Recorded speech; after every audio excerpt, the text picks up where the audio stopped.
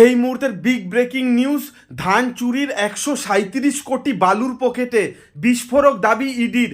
Ration দুর্নীতির তদন্ত যত এগিয়েছে একের পর এক বিস্ফোরক তথ্য প্রকাশে আসছে।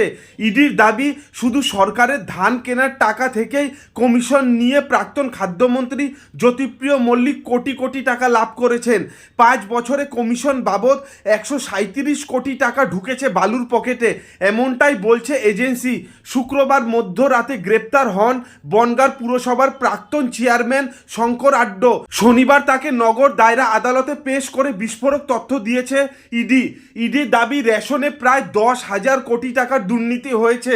এখানেই শেষ নয়, প্রাথমিক তদন্তে ইডি জানতে পেরেছে সরকারি ন্যায্য মূল্যে ধান কেনার কমিশন হিসাবে প্রাক্তন খাদ্যমন্ত্রীর পকেটে ঢুকেছে কয়েকশো কোটি টাকা। সরকারি তথ্য বলছে 5 বছরে সরকার 6,92,90,440 কুইন্টাল ধান কিনেছে।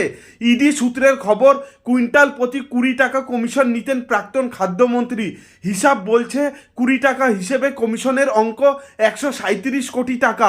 ইডির অভিযোগ, সরকারি হিসেবের তুলনায় অনেক বেশি ধান কেনা হয়েছে।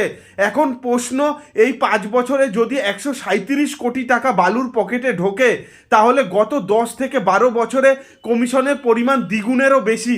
উল্লেখ্য, রেশন বন্টন দুর্নীতি মামলায় জ্যোতিপ্রিয় মল্লিক গ্রেপ্তারের পর নাম জড়ায় এই শঙ্কর আড্ডর।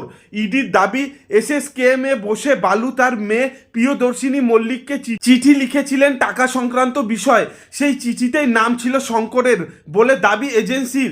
এরপরই শুক্রবার মধ্যরাতে গ্রেপ্তার হন তিনি।